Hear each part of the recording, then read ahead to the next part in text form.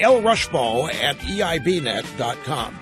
Folks, I still have some audio sound bites remaining here on this ISIS business.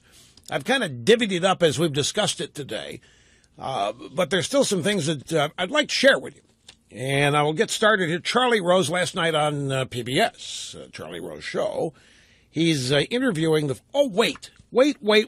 Just a second. There's one before I get there. Where is it? Don't tell me what did I do with it? I could have sworn I had a soundbite here from, yes, grab audio soundbite number 6. This is so inspiring. Mr. Snerdley, you have to hear this is so inspiring. This is on Capitol Hill today. The Senate Armed Services Committee held a confirmation hearing for the Secretary of Defense nominee, Ashton Carter. And during the Q&A, Senator McCain of Arizona said, "What do you understand the strategy for combating ISIS to be?" Okay, so simple, straightforward question. This is Secretary of Defense nominee Ashton Carter. McCain wants to know, so what are we going to do? How do you see us fighting these guys? The a strategy connects ends and means, and our ends with respect to ISIL needs to be its lasting defeat.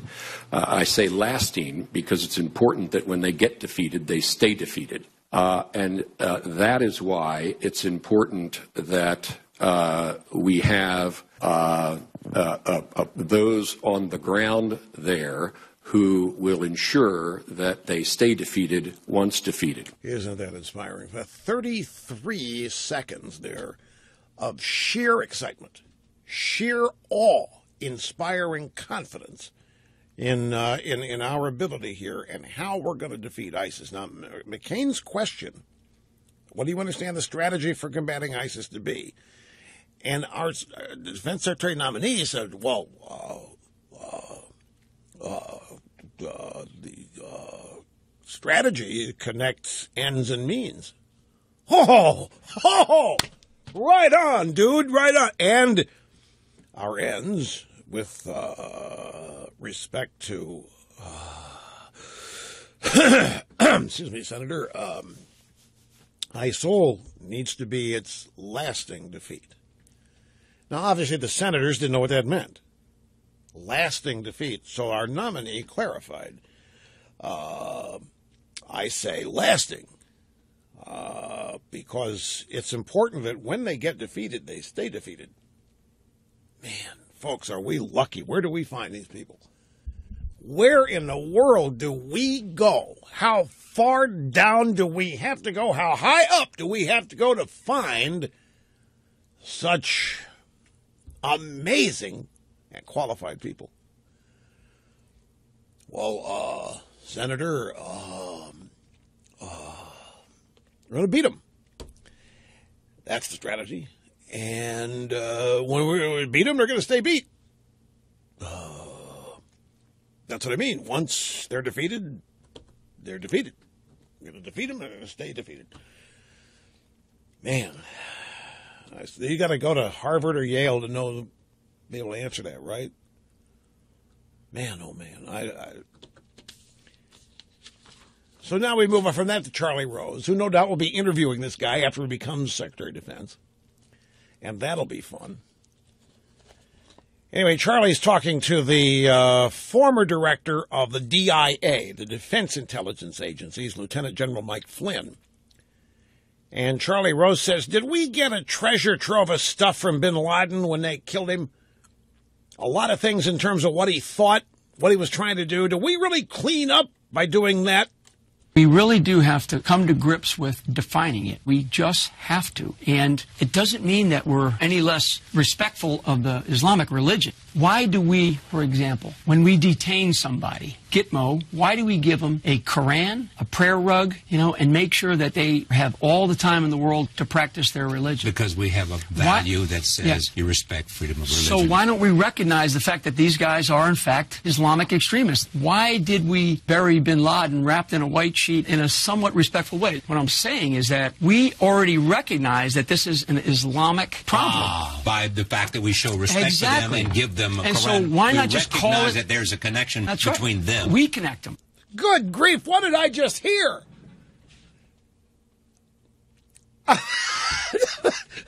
Charlie Rose just had an epiphany moment. He said, aha, okay, I get it now. Did you, I have to parse this. I'm sorry.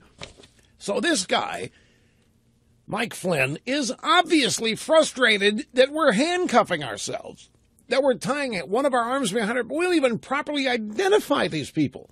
And then he says, why, if they're not Islamists, why do we give them a Quran at Gitmo?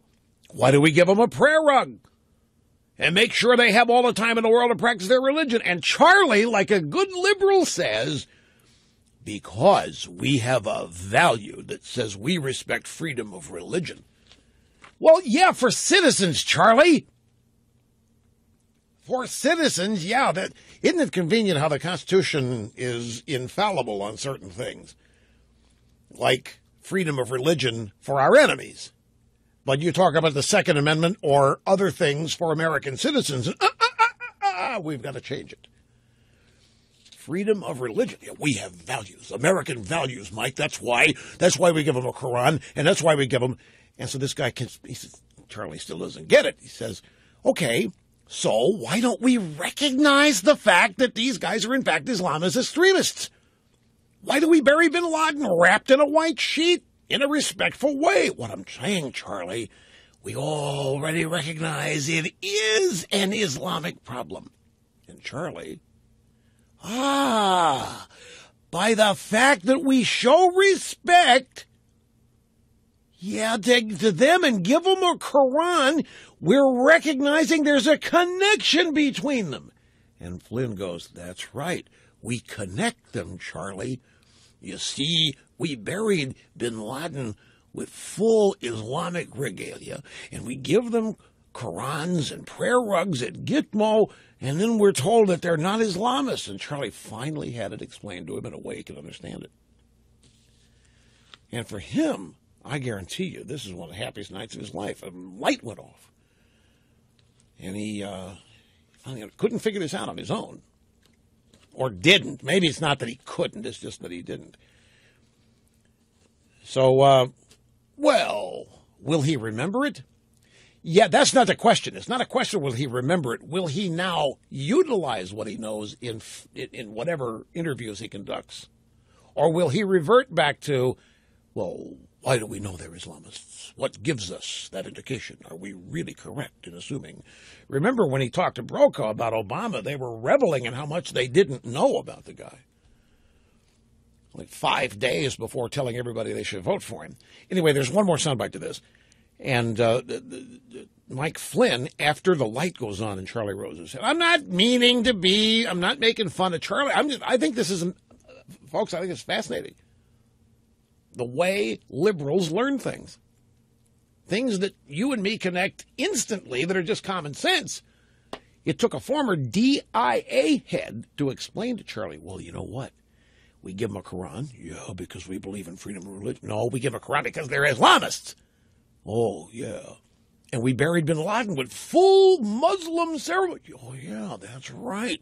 Why, we wouldn't do that if he wasn't Muslim, right? That's what Charlie's thinking. So he had it explained to him, and the conversation continued.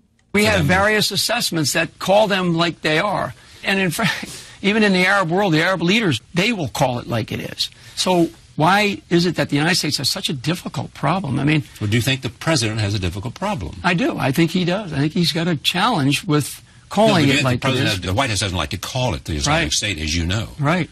I mean, they call it Daesh, as you know. Right. I mean, I just think that, call it like it is. Let's get off the dime and just call it like it is. Listen, I get that Charlie still argued with the guy even after the light went off.